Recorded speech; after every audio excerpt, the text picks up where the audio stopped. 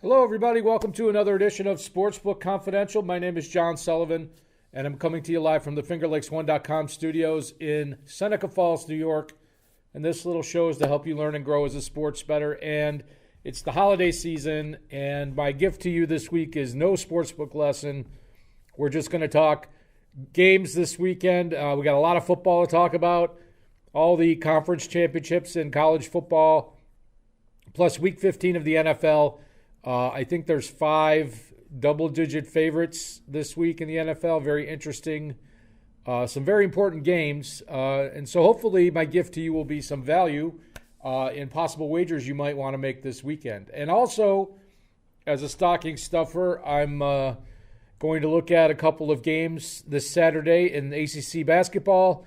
And I used KenPom and a few other websites to make a very crude model for those games, and since there are no lines available, I have nothing to compare them to, so obviously I can't make a pick, but you can see how I decided to weigh the teams against each other and decide for yourself if they're, obviously it's a very crude model, so I can't say the accuracy is going to be there at all, but we'll get to that. But before we do any of those things, let's do what we always do and update our bankroll. And I'm on probably my second longest losing streak of the year. I lost all 3 games for the second week in a row, 6 straight losses. Starting bankroll, $433. We had the Bengals plus 3.5, and I took the Bengals for the 3rd week in a row, and we've had 1 win and 2 losses. We did beat the closing line of 3. So that's a +1 for the count, but we lost $14 wagering on the Bengals against the Cowboys. That game got away from them. It was 30-7. We had the 49ers and the Washington Footballers over 43.5. That was a loss. Alex Smith got hurt. Dwayne Haskins came in and made the game competitive, but they only scored 38 points, so that was a loss. The closing line was 43.5, so that's no change to the count. And then the Falcons minus 2.5, and that was a loser to the Chargers. The Falcons actually closed as 1-point dogs, so I certainly missed the closing line there. They did have a chance to win that game, but it was a battle of bad teams, and that's what happens when you bet on bad teams. It's tough. There's motivation issues. There's a lot of things going on. Teams are prone to turnovers. I just felt the Falcons had better special teams, and that was worth about 3 points, and it just didn't happen that way. So minus 14 there and minus 1 to the count. So the new bankroll is minus $42 total to the bankroll. $391 is our current bankroll total. Dividing by 30, as we always do, that's going to make our bet size $13. This could be a low point, I think, for the show as far as my bankroll goes. But we'll see how it goes. We're going to continue this process and see where it leads us. My new count remains at +8. That's still the high water mark for the season. And that means that more often than not, I am beating the closing line. And that's very promising. No change in the count total for this week. So, without a sportsbook lesson, let's move right into NCAA football championship, conference championship weekend. And I'm going to say that I took my pro football model and I extrapolated it to the college football games this weekend. And I have a lot of data. I jumped in to the college football here at the end of the regular season. And a lot of the bowl games have been canceled. The New Year's Bowls, the 6 teams that make or 8 teams that make the New Year's Day, and then the 4 teams that make the playoff. Those are all up for grabs. So those are very important. So the Power 5 conference championships are very important to the team. The winner is going to get a bowl game. The loser may not get a bowl game. So very, very good incentive for teams that want to keep playing. So take this with a grain of salt. I have not modeled college football all year. I did a little cursory research this morning. I am not up onto replacement level players at this year and coaching standards this year. So it's been a crazy year with the COVID. So we'll just drive forward and look for value where we see it. So on Friday, we got 3 championship games. We're going to start with Conference USA. We got USB at Marshall. Marshall minus 4.5, 43 is the total. My model has them at minus 8.29, 45.4. They did not play during the regular season. Marshall has 1 loss. UAB has 3 losses. UAB has not played well on the road, and they have not played well against teams with winning records. So that makes me really like Marshall in this spot. And then we got some action. We got Ball State versus Buffalo. I believe they have their championship game in Detroit. Buffalo minus 12.5. 68.5 is the total. I don't know if you saw that crazy Ball State-Western Michigan game last week. The finish in that game was pretty spectacular. I have the Buffalo as 9.86 favorites. 64.5 is the total. So my model leans under, and it leans take Ball State plus the points. I would really like to get 14. We know that Buffalo can really run the ball. And you would think if they get up 2 or 3 scores that they would get into more of a clock management mode.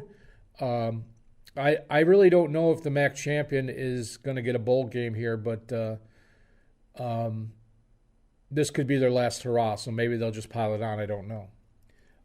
But I lean towards Ball State here in the points, but I would like to get at least 13. Pac-12, after dark or at dark, Oregon versus USC, minus 3.5, 63.5.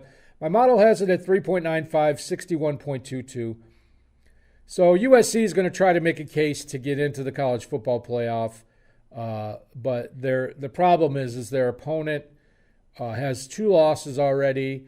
They would have to beat them soundly and have a variety of other games fall in their favor to even be considered for the 14 playoff. But my model leans under here, and it's pretty much right on the spread. I don't really like that game at all. I think I'm just going to pass there. So moving on to Saturday, we're going to start the day with the Big Ten Championship, Northwestern at Ohio State, minus 20.57. My model has it at minus 17.29, 55.44. I didn't put the total up there. Forgive me for that.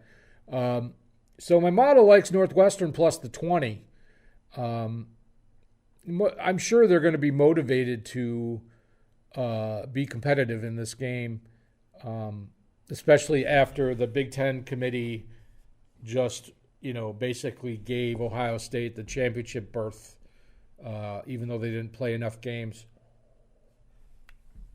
So, at 20, anything over 21, I kind of like Northwestern here.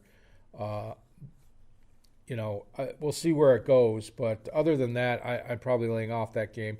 Ohio State it may want to run up the score to, impress the championship committee. I know it's all done by models, but with a little bit of human input. But, they're going to have to do whatever they have to do. Big 12 championship, Oklahoma versus Iowa State, plus 5.5 for Iowa State, 58, plus 3.36, 58.58. So the total's right on. Model likes Ohio State plus the extra points there, so 5.5 points. Both of these teams, I believe, have 1 loss. Big Ten games are always competitive and entertaining. So that's a game I might have in my back pocket. The ACC championship game, Notre Dame versus Clemson. The game, I believe, is in Charlotte, so not a home game for Clemson, but pretty darn close. Minus 10.5, 60.5. The model only has it at minus 6.64, 63.25. So it likes the over, and it likes Notre Dame plus 10.5. I certainly wouldn't take that at 10. I would want to get anything over 10 if I was going to take Notre Dame. Now, last time Notre Dame played, they beat them in overtime, but Clemson did not have Trevor Lawrence. And I'm sure that Clemson's going to be motivated. Clemson needs to win this game to get in the playoff. If they lose this game, they're probably not in the college football playoff. If Notre Dame loses this game, they're probably still looking at a college playoff berth.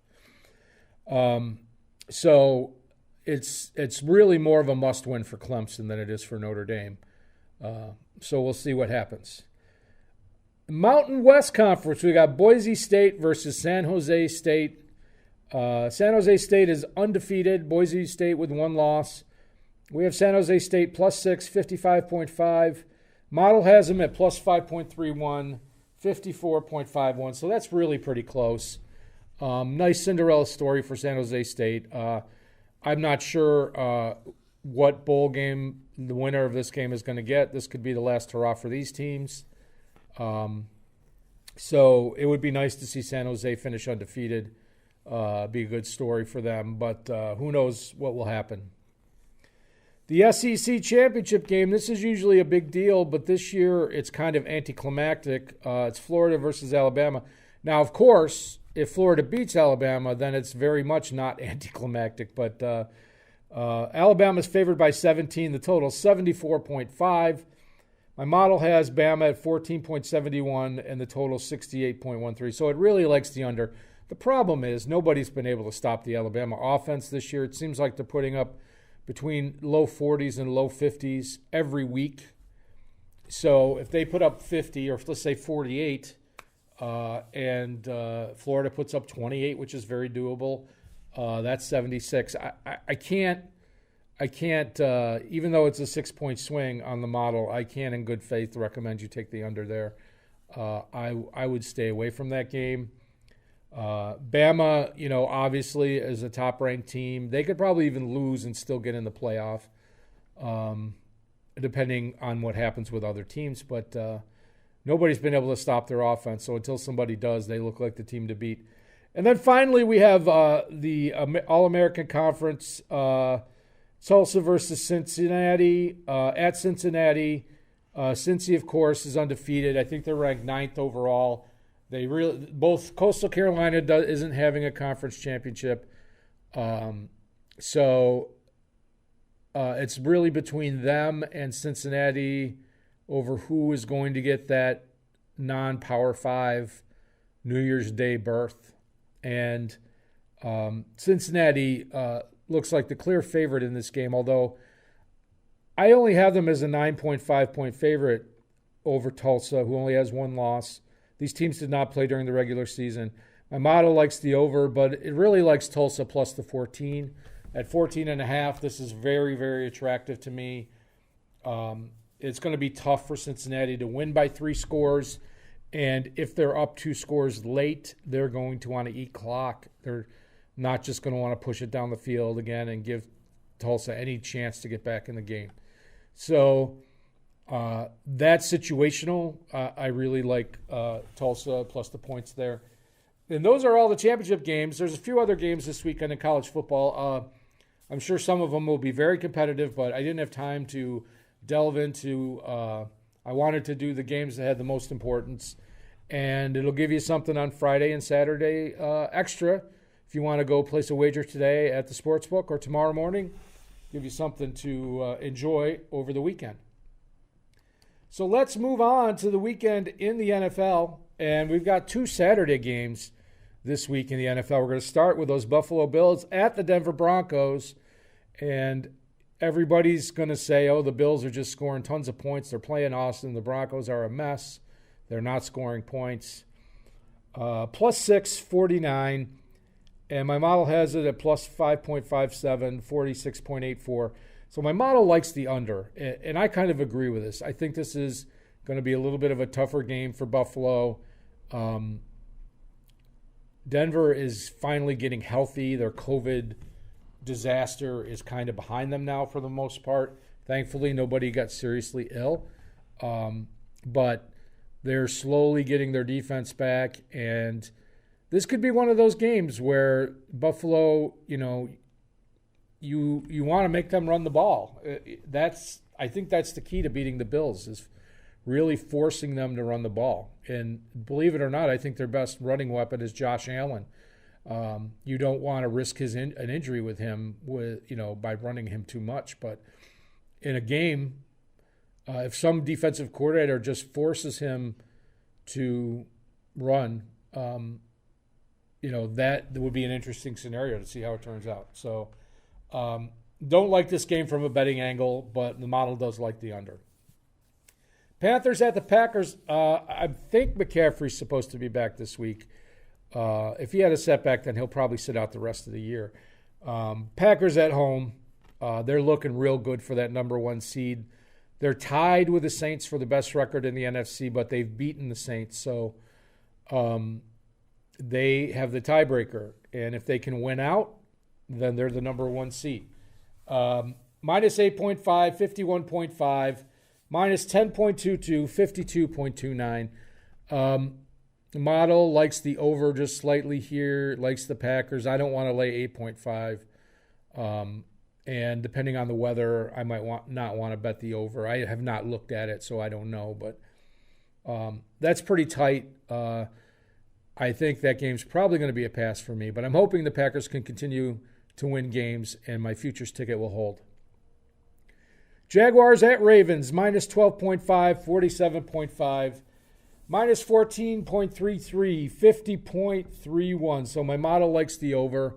We'll call this the Imodium Bowl after Lamar Jackson's bathroom break last week, supposed bathroom break. He says he didn't have to go to the bathroom. But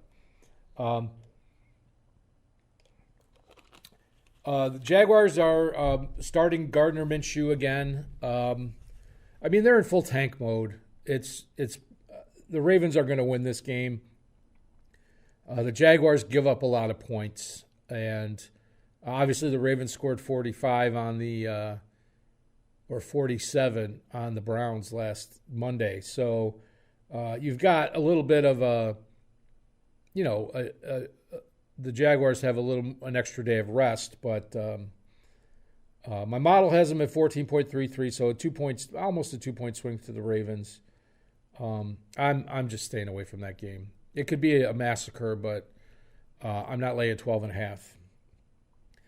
Seahawks at the Washington football team. I think I'm going to call the Washington team the Ballers from now on. They're the Washington Footballers, so I'm just going to call them the Ballers. The Ballers plus 6, 44.5. I have it at 4.81, 48.45. So Alex Smith is probably out here, I'm assuming. And Dwayne Haskins is back in. And I still think that Haskins would be a good NFL quarterback for the right fit, the right team. I feel like Washington's given up on him, and somebody should pick him up for a song and a dance and try to develop him. My model likes the over, just like it liked the over for Washington last week. They had the injury, but the Seahawks can score points. We all know they can score points. They've had a couple of bad games. This is the game, I think, that will get them out of the doldrums. Now, of course, Washington has an excellent pass rush, and we'll see how well Russell Wilson is playing. So I'm anticipating some very good passing stats from the Seahawks, and that will result in higher scoring. So like the over there. Texans at Colts, minus 7.5, 51. Minus 6.28, 52.59. That's pretty much really close. I don't see much value here. You have the Texans playing out the string. They don't want to hurt their quarterback they paid all the money to. David Johnson's out for the season. Colts need this game for their playoff push. Frank Reich is one of the best coaches in the league. He knows how to win. I don't like laying the points here, so I'm going to pass on this game. Bucks at the Falcons. Falcons plus 6, 49.5. I have it at plus 3.85, 48.58. So the total's pretty close. My model likes the Falcons just like it liked them last week. And they laid an egg. And the Bucks need this game. The Falcons, again, there's a question of motivation there. It is a division game. I can't really bet on bad teams at this point in the season unless there's tremendous value in the spread. And there's good value here, but not great value. I mean, if I was getting like a 5-point swing in the spread, I would be all over it. But that's probably a pass for me. The Bucks need this game. Not laying 6 there. Going to pass. The Lions at the Titans. This one, assumes that Stafford might or might not play. I'm not sure what the situation is. Titans minus 11, 51.5. I have it at minus 10.97, 56.87. So it's going to come down to how many points the Lions can score. I think the Titans are going to put up their 30 points. So you're looking at the Lions needing to put up 21 or more. And will they do that? That's the question you need to be asking yourself. Need more information to wager on that game, so I'm just totally staying away. The spread's right on, the total's off, but I don't know. If the total went down a few points, 51's a key number. If it went down to 49, I'd be a lot happier with that. Patriots at Dolphins. Dolphins minus 1, 41.5. I have it at 0.97. 41.76 is almost identical to my model. Therefore, we don't see any value there. It'd be interesting to see what Belichick has for Tua, who's supposed to start this week. And I would not be surprised to see Fitzpatrick come in the game because the Dolphins need this game to stay firmly in the playoff picture. And the Patriots definitely have to win this game to have any hope of a playoff game. So let's look at the rest of the games. We got the Bears at the Vikings, both teams 6-7. Vikings minus 3 at home, 46.5. I have it minus 4.18, 45.53. Will the Vikings be able to run on the Bears? If they will, then this game should be an easy win for the Vikings. Mitch Trubisky is unlikely to put up another very good game. So law of averages, regress to the mean type of thing. I don't know, but I don't like it. The numbers are pretty close. There doesn't seem to be much value in those lines. 49ers at Cowboys. Cowboys plus 3 at home. 45 is the total. Plus 3.41, 48.81. Again, my model likes the over here. I thought the Cowboys would give up points last week, and they only gave up 7 to the Bengals, but the Bengals did fumble a lot of balls away. Game got away from them. Turnovers, man, they kill you. I don't know. It's Andy Dalton against Mullins here. Not sure what to make of that game. Not sure to make of the motivation. I think that's a pass. Jets at the Rams, minus 17.5, 43.5, minus 18.08, 43.11. So you're crazy if you think I'm going to lay 17.5 on the Rams. McVay has opened up his playbook a little bit more, and his coaching style was not as closed-minded as he was the year they went to the Super Bowl. They're trying to lock down a division title. They're going to win this game, in my opinion, but I'm not laying 17.5. That's insane. Eagles at the Cardinals, minus 649. You got a reeling Cardinals team, and you got Jalen Hurts for the Eagles. I have it at minus 5.82, so it's pretty close. But, if that gets to 7, you got to like the Eagles plus the points. I have the total at 48.68, so it leans slightly under. Chiefs at the Saints. This is the marquee game of the week. Saints plus 3, 52.5. I have it as a virtual coin flip, 0.006, 51.35, so the total's pretty close. So you've got, this is in our sports betting theory, this is the perfect example. You have a game where both teams are 50% to win, and what should you do if one team's getting 3 points? You take the team with the points. And that sounds like a plan for me. There is a question of whether Drew Brees is going to be ready. I don't know if he's practiced this week. I'll have to do a little research on that before I go to the Sportsbook. But certainly helps their chances of winning. The Saints obviously play better at home. it's hard to bet against the Chiefs. They have the best record in football now, and they have a lot of weapons, although some of their players are injured. Some of their offensive weapons are sidelined, but they have enough to cover that difference. So it's very tough to bet against the Chiefs, but Saints defense is I think very underrated because there's been a lot of scoring in the league this year.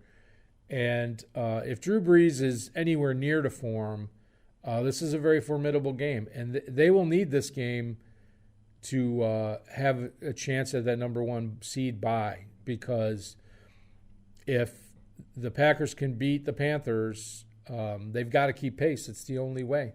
It's the only way they can catch them. So Saints +3 looks attractive to me. Browns at the Giants. Giants +6.5, 44. I have it at +207, 44.79. So this game really appeals to me. The Giants at home. The Giants defense has been very good over the last several weeks, and they're still in the hunt for the division. Washington has a tough game, and with the Seahawks. So this is a big game for the Giants, and it's 6.5 is a lot. At 7, I really, really like this game, but that's a 4.5 point swing over what my model says. And the Browns, coming off this game where they scored 42 points, there's nowhere near that many points going to be scored. I'd be very surprised if another shootout happens. But Gallman's been impressive. The Giants' offense has always found a way. Colt McCoy, Daniel Jones have done the job. I like the 6.5 here. So we'll see if that makes the cut. And then Monday night we have the Steelers at the Bengals. And my good friend asked me, what would it take for you to take the Bengals again this week? And my answer was, I need the Bengals +20 at least, probably +21. Once again, it's a question of motivation. Pittsburgh needs a win. Bengals do not really care about getting another win this year. They fumbled too much. They had too many mistakes last week, and that's the variance of replacement level players. It's much higher. The top-level players perform much more consistently, and your model doesn't always reflect that, although you want it to. But the model says -15.23, so it says take the Steelers, and that's like almost a 3-point swing for the Steelers. So, but I'm not laying 12.5 in the NFL.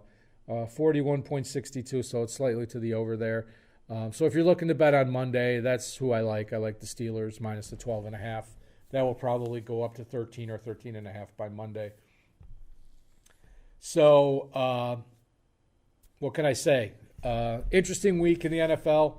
We'll have a few picks in a moment. But before we do that, we're going to look at the games on Saturday. And I've run up against an issue. It's still early in the year, and we'll see if some sports books will get to booking college basketball earlier. But the ACC is going to play a heavy schedule every Saturday after the first of the year, and even they've started to now.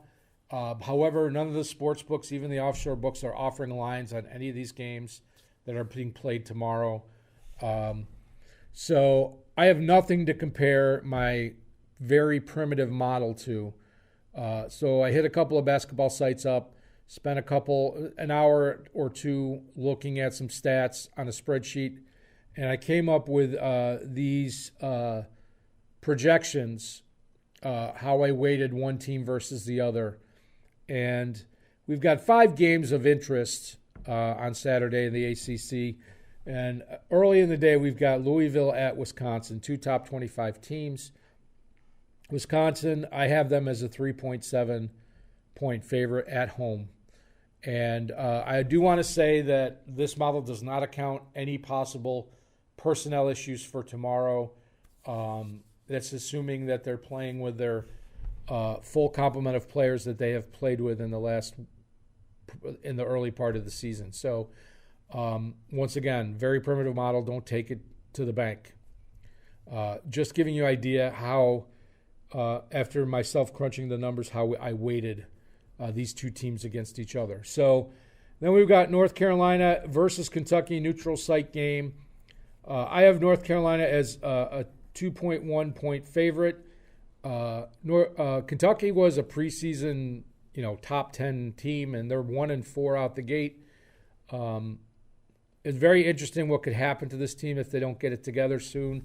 They do a lot of one-and-done players in Kentucky, and those players may start, trying to showcase themselves for the draft and concentrate more on stats. That's, see if Calipari can do anything about that. If they have a bad start, this whole season might get away from them. Purdue versus Notre Dame in Indianapolis. It's a neutral site game. I have Purdue as a 7.9 point favorite. Ken Pom has Notre Dame ranked very low this year, like in the 70s or 80s out of 360 teams. And Purdue is in the top 40. So a very, and Notre Dame's coming off a loss at Duke. I think they're a little better than what they've shown so far, but going to be a very tough game for them. Buffalo at Syracuse at the Carrier Dome with no fans. The fans in Syracuse are very upset with the Orange so far. They feel like they've played horrible. They've had some very close games. They lost to Rutgers as their only loss, but they beat Bryant by 1 point. And their last game, they only won by 6 against Northeastern. But they get Buffalo on University of Buffalo on Saturday, and my model spit out a 13-point favorite for Syracuse. So we'll see how that goes. They're going to have to hit their threes. JG3 and Buddy Boeheim are going to have to start shooting the ball a lot better. And then the last game of the day, Central Florida at Florida State. Florida State ranked in the top 15. This is just a team that's always been so athletic and well coached, but they can just never seem to get over the hump. But during the regular season, they usually dominate, at least until they get to the cream of the crop of the ACC. At home, I have Florida State as 15.9 point favorites over UCF. Once again, there's not, the personnel issues are not factored into these projections. So please take it with a grain of salt. But it will be interesting to see how they compare against the lines and how they compare against the final scores. So it's just, my own throwing darts at the wall, just whetting your appetite for some college basketball. And hopefully we can do some college basketball throughout the spring. Also NHL when that starts up. So let's wrap it up. I'll give you 5 picks this week because we're not going to have a show next week because of Christmas. So here's what we got. Friday night, we got Marshall minus 4.5, minus 101. I have them favored by about 8 points, and I really like them to get the job done at home. And then I'm going to take in the AAC title game for Cincy, and they need to win. Cincy needs to win to get their New Year's Day bowl bid, but I like Tulsa plus the points. It's kind of hard to argue if they can keep it within 3 scores. That's, Cincy could end up running away with this, but 1 or 2 turnovers can change that game completely. So hoping Tulsa can keep it close, plus 14.5, minus 112. And then on Sunday, we have the Seahawks and the Ballers over 44, minus 109. So my model said 48.5. It'd be interesting to see what the quarterback situation is with Washington, but I feel like Russell Wilson is due. We talk about regressing towards the mean after the Seahawks having a couple of bad games.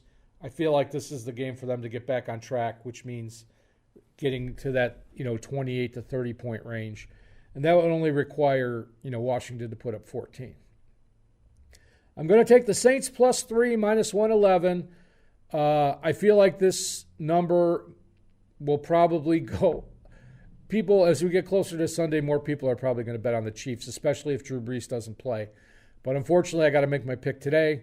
So this is, once again, I have this game as a coin flip, and I'm taking the points in a coin flip situation. So Saints plus 3, minus 111. And then the Browns and the Giants, I'm going to take the Giants plus the 6.5, minus 106. I would really, if you're interested in waiting, if you think the public's going to bet the Browns and you want to wait and see if it goes to +7, maybe wait till tomorrow, see what happens. But I feel like the Giants are going to keep this game close. I feel like they need this game, obviously, to win the division, and they got a chance to catch up to the Washington football team if Washington does lose to the Seahawks. So 5 picks for you. Hopefully we can bounce back from our 6-game losing streak. I want to thank you all for tuning in all year, and I appreciate everybody giving me all the views in the last 2 months. And have a great holiday season. And we won't have a show next week for it'll be on Christmas Day, so the studio won't be open. But right around the new year, we should have a new show for you. I'm not sure which day yet. If you want my projections for next week, check out my Twitter handle. It's SportsConfident, @SportsConfident, or look up Sportsbook Confidential on Twitter. You'll find my page, and I'll post all my projections for you next week if you want to see which games I like. There's some NFL games on Christmas Day you might want to check out. So I'm going to play the outro music for you. So let's get some winners, people, and I'll see you next time. Take care, everybody.